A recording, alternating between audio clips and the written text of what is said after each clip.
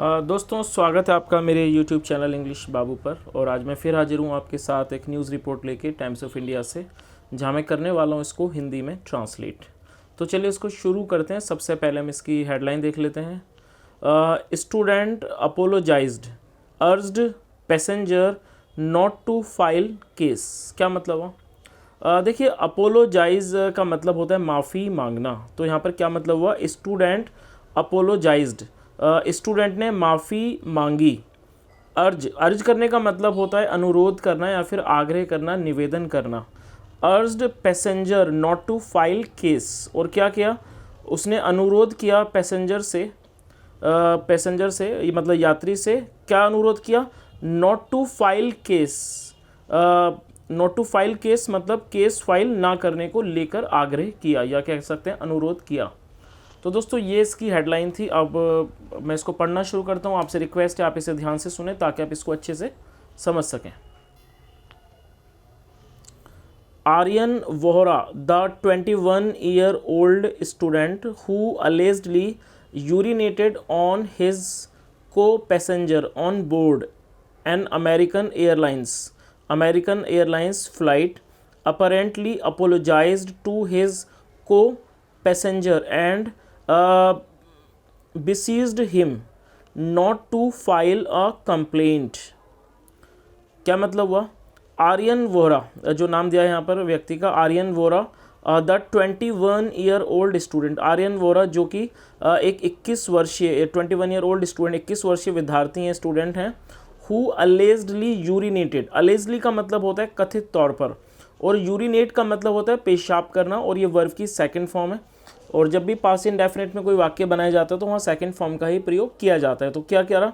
Who अलेज्डली, और जो ये हु है ये एक रिलेटिव प्रोनाउन है। हु अलेज्डली यूरिनेटेड, जिन्होंने कथित तौर पर पेशाब कर दिया। ऑन हिज को पैसेंजर, किस पर कर दिया? ऑन हिज को पैसेंजर। को पैसेंजर का मतलब अपने सह यात्री पर। On board an American airlines flight, एक अमेरिकन एयरलाइंस की फ्लाइट में। अपरेंटली, अपरेंटली का मतलब होता है प्रत्यक्ष रूप से। अपोलोजाइज्ड, उन्होंने माफ़ी मांगी। टू हिज को पैसेंजर, अपने सह यात्री से। एंड बिसीज्ड, देखिए बिसीज्ड का मतलब होता है विनती करना, अनुरोध करना, और उन्होंने विनती की। बिसीज्ड हिम, उनसे विनती की। Not to file a complaint, मतलब क्या विनती की? Not to file a complaint, एक शिकायत ना करने की। मतलब कि not to file a complaint, शिकायत दर्ज ना करने की क्या करी उन्होंने? विनती की। वैन ही रियलाइज्ड, रियलाइज का मतलब होता है महसूस होना, और ये सेकंड फॉर्म है। वैन ही रियलाइज, जब उसे महसूस हुआ। वैन ही रियलाइज, जब उसे महसूस हुआ। वॉट ही हैड डन, कि उसने क्या किया था। सोर्सेज सैड, स्रोतों ने कहा। The man is understood to have agreed to the student's request. क्या मतलब हुआ? द मैन इज अंडरस्टूड, ऐसा समझा जाता है। The man is understood to have agreed, कि वो अग्री हो गया, मतलब कि सहमत हो गया है।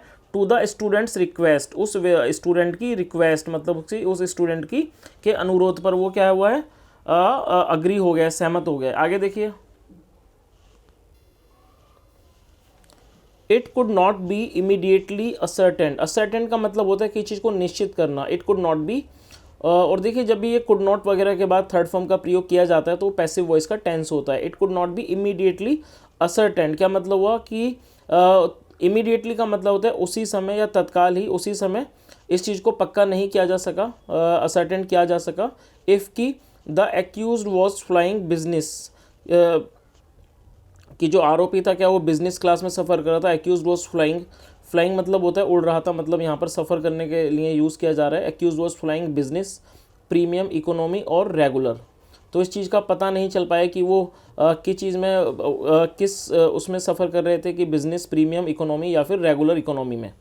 फ़्लाइट AA292, जो फ़्लाइट AA292 है, विच टुक ऑलमोस्ट 14.5 आवर्स, जिसने लिए करीब 14.5 घंटे, 14.5 आवर्स फ्रॉम JFK। ये कोई एयरपोर्ट है JFK, I think John F Kennedy इसका नाम है, जॉन एफ कैनेडी, जो कि US में है। उस एयरपोर्ट से from JFK to Delhi, Delhi के लिए। Was a Boeing 777-300 extended range, जो वो क्या था? वो एक बोइंग 777-300 एक्सटेंडेड रेंज का था, ER जिसे कहते हैं शॉर्ट में, इन विच जिसमें 15G is a business class seat, जिसके अंदर जो 15G होती है वो क्या होती है, एक बिजनेस क्लास सीट होती है। आगे देखिए, DCP एयरपोर्ट देवेश कुमार महाला, जो DCP एयरपोर्ट हैं देवेश कुमार महाला सैड, उन्होंने कहा the strongest possible action would be taken. क्या मतलब हुआ इसका कि जो सब स्ट्रॉन्गेस्ट मतलब होता है सबसे मजबूत, जो भी पॉसिबल संभव है कार्रवाई वो की जाएगी, वुड बी टेकन। आगे देखिए, वोरा टोल्ड अस, वोरा ने हमें बताया that he went to the washroom, वह वॉशरूम गया, but the door was locked, लेकिन जो डोर था, दरवाज़ा था, वो लॉक्ड था, बंद था। वी आर वेरीफाइंग, वेरीफाई का मतलब होता है किसी चीज़ को सत्यापित करना। वी आर वेरीफाइंग, हम वेरीफाई कर रहे हैं, हिज टेस्टिमनी, उसके कथन को, उसकी गवाही को।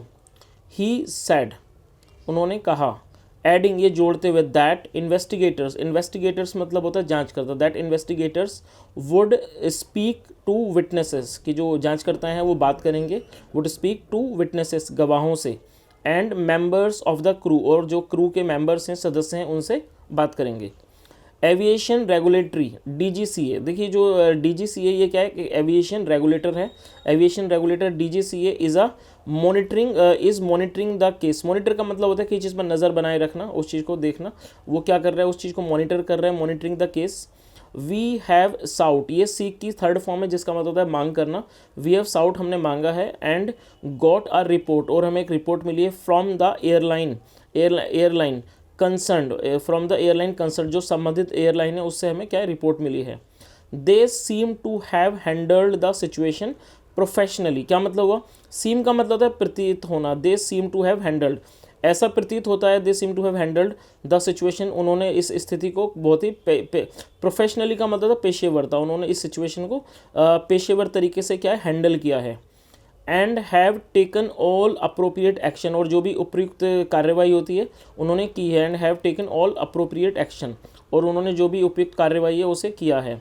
सैड अ सीनियर ऑफिशियल, एक सीनियर अधिकारी ने कहा। The flight had taken of, जो फ्लाइट थी वो उसने टेक ऑफ किया था, उड़ान भरी थी, फ्रॉम न्यूयॉर्क से at 9:16 PM local time, 9:16 local time के अनुसार, local time Friday March 3rd, and landed in Delhi, और दिल्ली में लैंड किया उसने एट 10:12 PM 10:12 पर सैटरडे को।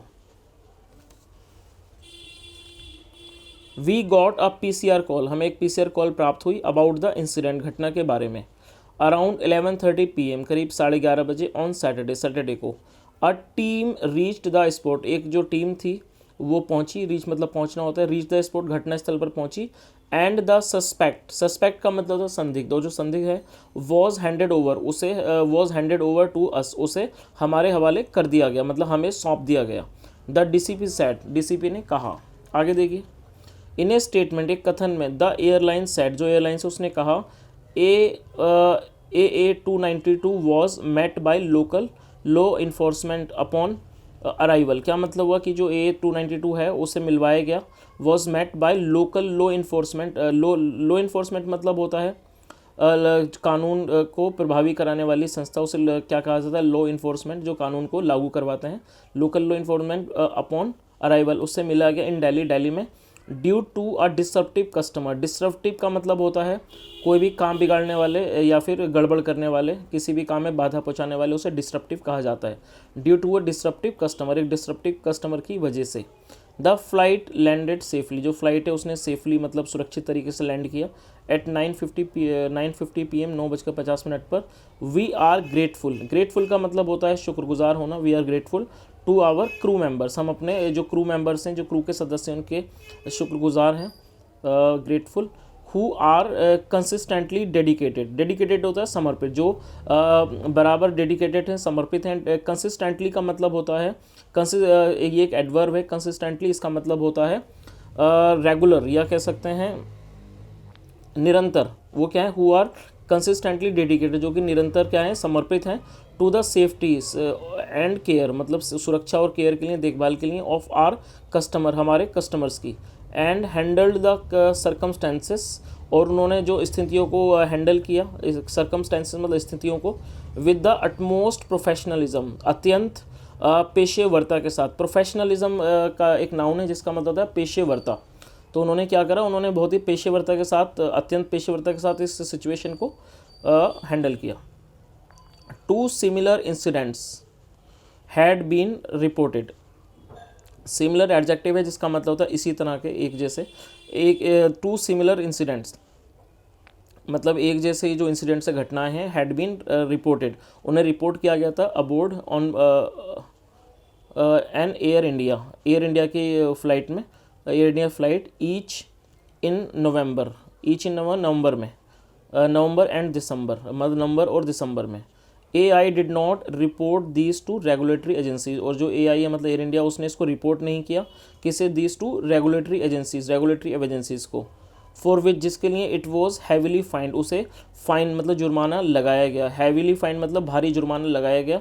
रिसेंटली मतलब हाल ही में AI MD CEO, जो AI के एयर इंडिया के जो MD CEO हैं कैंपबेल विल्सन सैड, उन्होंने कहा the airline had started reporting, कि जो एयरलाइन है उसने रिपोर्ट करना शुरू कर दिया था ऑल सच केसेस, इन तरह के केसेस को, to the law enforcing agencies को। Arun Kumar who retired as DGCA chief, जो रिटायर हुए हैं DGCA चीफ के बतौर, ऑन February 28, 2023, 10 फरवरी 2023 को, हैड डायरेक्टेड एयरलाइंस, उन्होंने एयरलाइंस को डायरेक्ट मतलब निर्देशित किया था टू रिपोर्ट करने के लिए ऑल इंसिडेंट्स, सारी घटनाएं, इन्वॉल्विंग मतलब मिलाकर शामिल करते हुए अनरूली फ्लायर्स का मतलब होता है इस तरह के फ्लायर्स, इस तरह के यात्री जो अनरूली हो, मतलब कि जो सही तरीके से डिसिप्लिन को फॉलो ना कर रहे हो, जो मतलब कि सेफ्टी वगैरह के डिसिप्लिन को फॉलो ना करो, तो उन्हें कहा गया था अनरूली। तो दोस्तों ये एक छोटा सा आर्टिकल था जो मैंने आपके सामने ट्रांसलेट किया है। मैं उम्मीद करता हूँ आपको वीडियो अच्छा लगा होगा। अगर आपको अच्छा लगा हो तो आप इसे ज़रूर लाइक करें, शेयर करें और कमेंट करके मुझे बताएं। अगर आपका कोई सजेशन हो, सुनने के लिए thank you so much. Have a nice day and bye.